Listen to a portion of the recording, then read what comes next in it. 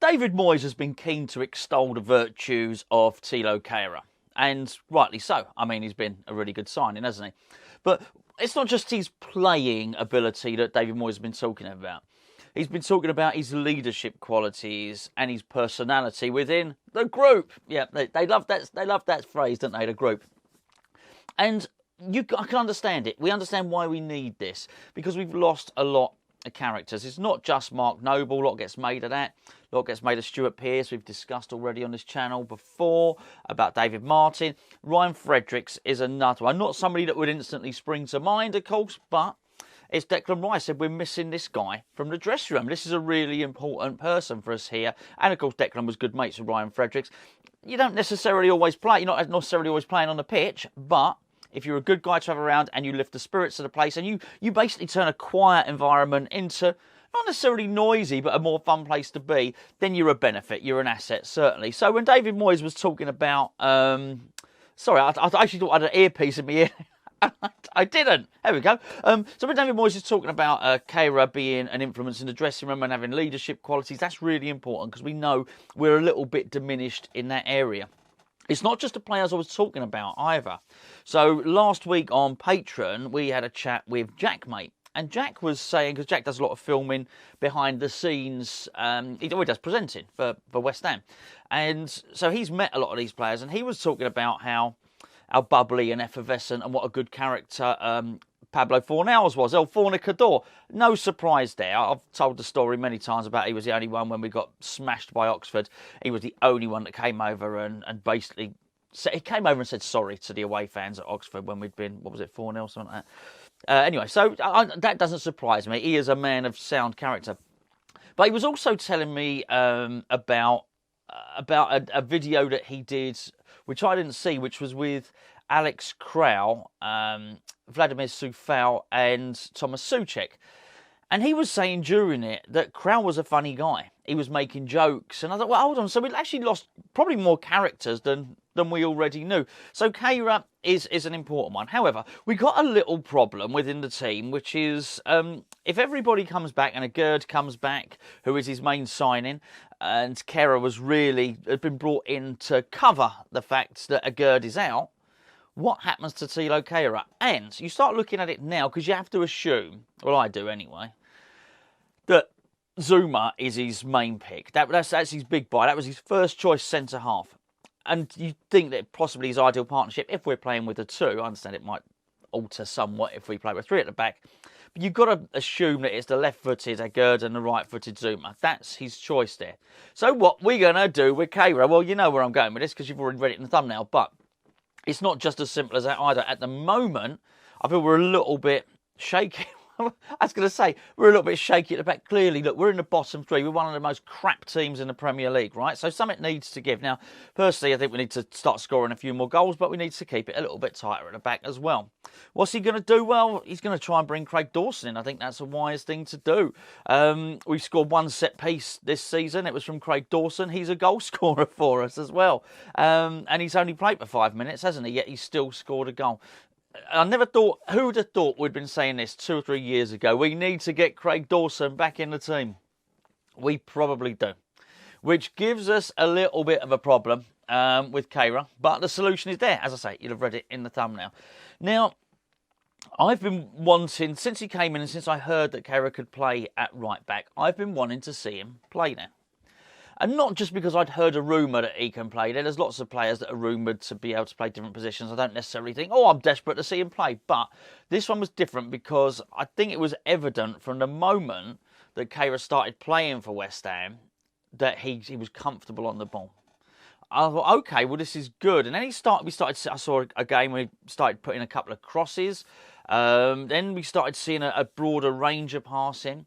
Then once you start seeing a player play over 3 or 4 games, you're not seeing snippets, are you? You're starting to form an opinion based on a series of 90 minutes.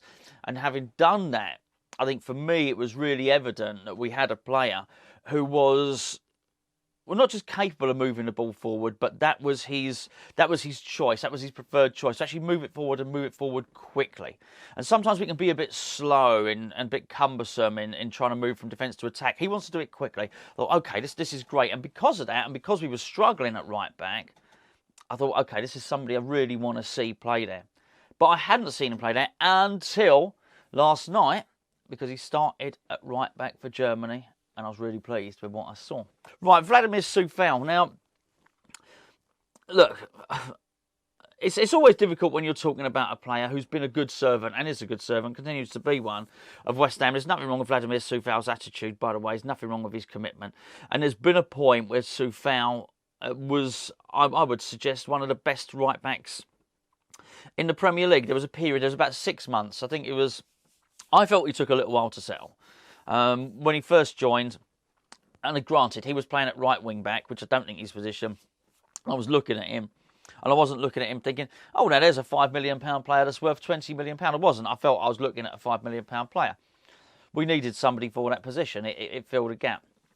What then happened from then until the rest of the remainder of the season, I thought he was as good as anyone. I really did. I thought he was. I think we did a little video at the end of the season. I thought he was probably the second or third best right back in the Premier League, which ain't bad, is it? I don't think he's really hit those heights since, if truth be known. And I do think the way he's playing is a hindrance. I've mentioned this word on a few videos for quite some time now. I think he hinders the way we play, and the reason I think he hinders the way we play is I don't think he retains possession quickly enough. And I just... It's not, I don't believe his time is done, but I don't believe he should be the first choice right back. I'm not even sure David Moyes believes that he should be the first choice right back. We've seen David Moyes play Ben Johnson ahead of him on occasion. But we can't keep waiting for Ben Johnson to be fit. We can't keep waiting and hoping that Ashby's going to come through. Although I've dealt with Ashby in different videos, I do think Ashby needs his chance. We need points now. We can't wait. And the solution's there, and it's actually staring us in the face. And you actually solve two problems. You actually managed to get Craig Dawson back into the team, and you managed to get Kehrer on the right-hand side. So what did I say against Germany? Well, first of all, I saw a player with pace.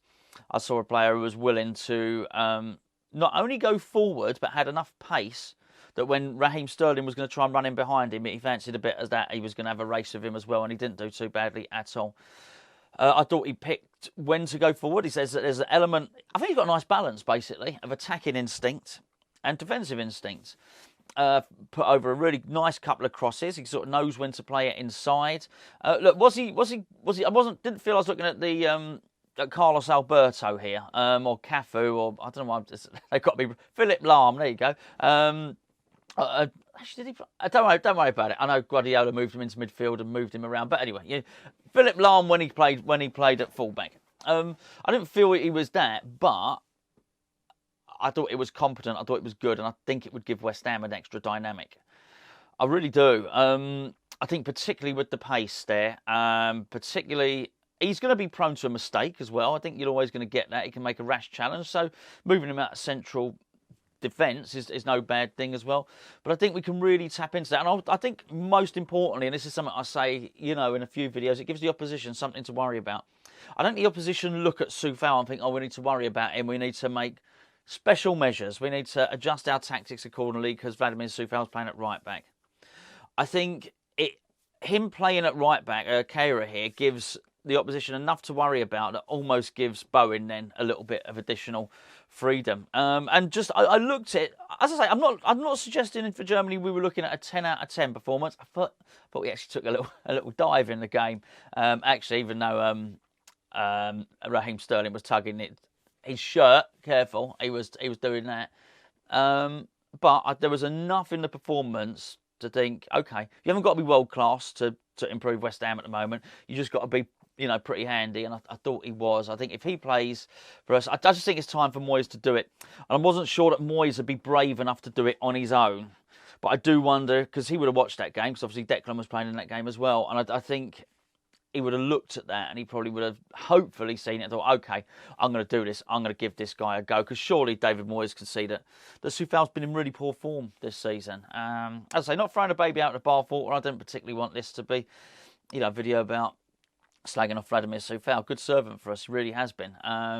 But you know, I think it's something we've got to be making moves in that direction anyway. He's only got 1 year left on his contract anyway, hasn't he? So I think at the end of this season, Anyway, whatever. 1.5 years left on his contract. We need to be sort of sorting this out. Anyway, let me know what you think in the comments below. I'll be back tomorrow. There's a lot more to discuss on that England game, by the way, but I sort of can't be bothered, really. Really, not I dislike speaking to you lot.